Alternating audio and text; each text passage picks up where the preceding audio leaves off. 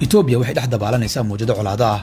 Waxa is haya Abiy Ahmed oo raadinaya dowladda awood oo dhan gacanta ku haysa iyo kooxadiida dhaqankaas oo ku qeexay awood maroorsi dadban.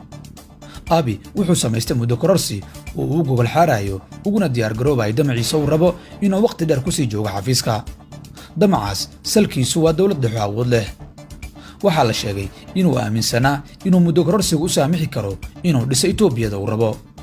Soomaaliya waxay sidaan oo kale ku sigatay inay colaad qurquriso kadib markii uu madaxweyne Maxamed Cabdullaahi Farmaajo isku dayay inuu qaato muddo kororsi 2 sano ah isagoo dhinaciisa ka dabaqaya heshiiska saddex geesoodka ah ee dhexmaray wadamada Itoobiya, Soomaaliya iyo Eritrea. Saddexda hogaamiye ee Farmaajo, Abiy iyo Afwerki waxay ka siman yihiin aragtida federaal diidka.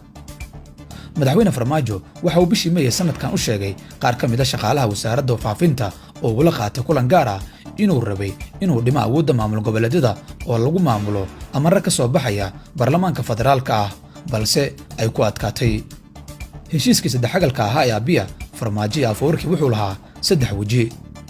Mid waa inay xukunka waqti dheer sii joogaan, inay dhisaan dowladda dhexe oo awood leh oo la tuuro federaalka ama daciif laga dhigo nidaamka federaalka ah, iyo dhismaha ciidan aaminsan aragtidooda.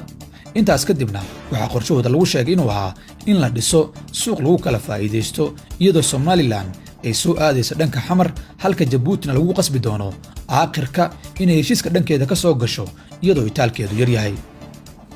Afwerki isaga hawshiisu waa isku toosnayd. Abiy waxa ka maqnaa baarlamaanka oo furo u noqon karay sharciyada la rabo in la abuuro halka Farmaajo uusan saddexdaba gacanta ku haynin. sidaa darteed Farmaajo waxa lagu sheegay inuu ahaa qofka 100% la caawinayay. Ra'iisul Wasaare Abiy waxa uu qabsaday baarlamaanka Itoobiya waxaana uu ku qanciyay inuu doorashada dib u dhigo waana ka aqbaleen, balse waxa is casishay gudoomiyihii aqalka sare. Farmaajo sidoo kale waa qabsaday baarlamaanka Soomaaliya markii uu eriyay gudoomiyihii golaha shacabka Maxamed Sheikh Cusmaan Jawaari, balse waxa ka hor yimid gudoomiyihii aqalka sare Cabdi Xaashi Cabdullaahi. markii uu Farmaajo isku dayay inuu dariiqii muddo kororsiga aado oo sida Abiy uu doorashada dib isaga dhigo waxa qarxay dagaal halis galiya caasimadda. sida ay sheegayaan dadka sida dhow la socday heshiiskan waxa uu qorsho ahaa in markii Abiy arrintiisa la xalliyo in Farmaajona si buuxda loo garab istaago oo ciidan xoog la siiyo, laakiin Abiy Ahmed arrintii ayaa ku cuslaatay oo Tigray ayaa qorshihii fahamtay oo si buuxda uga hortimid. dagaal uu ku qaaday meel Addis Ababa u jirta in ka badan 1 kiiloomitir ayaa maanta soo gaaray in isagii halis ku jiro oo caasimadii loo jiro wax ka yar 400 kiiloomitir.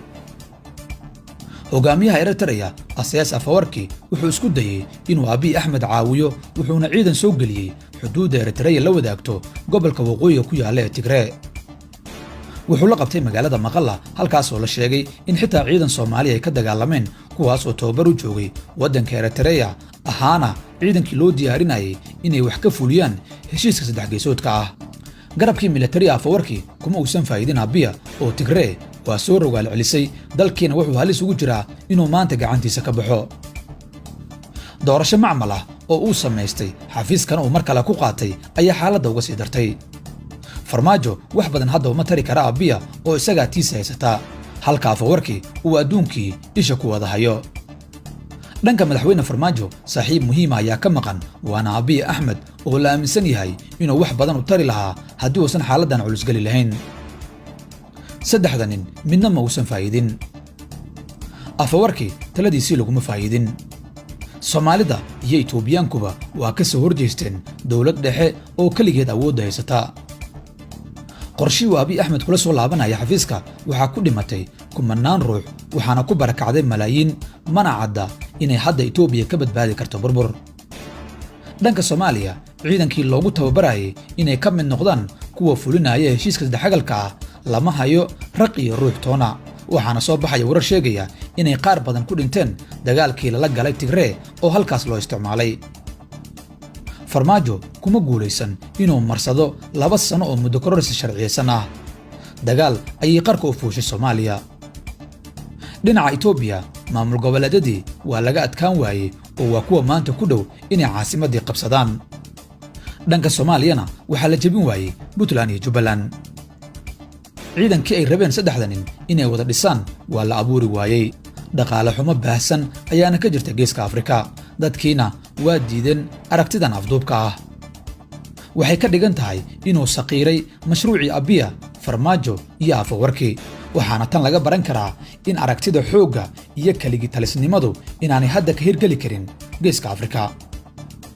Itoobiya iyo Soomaaliya labaduba maanta dowlad ahaan waa dansan yihiin, mana socdaan wax shaqo ah oo macno leh, waxaana dhibaatadani loo arkaa inuu maskaxdeeda leeyahay hogaamiyaha Eritrea Asiyaas Afwerki. si walbaba mashruuci saddexagalku waa meydbari, lamana yaqaano xilliga ay saddexdan iska aasi doonaan oo ay la soo bixi doonaan fikrada ka gadmi kara shacabkooda. maxay kula taadiga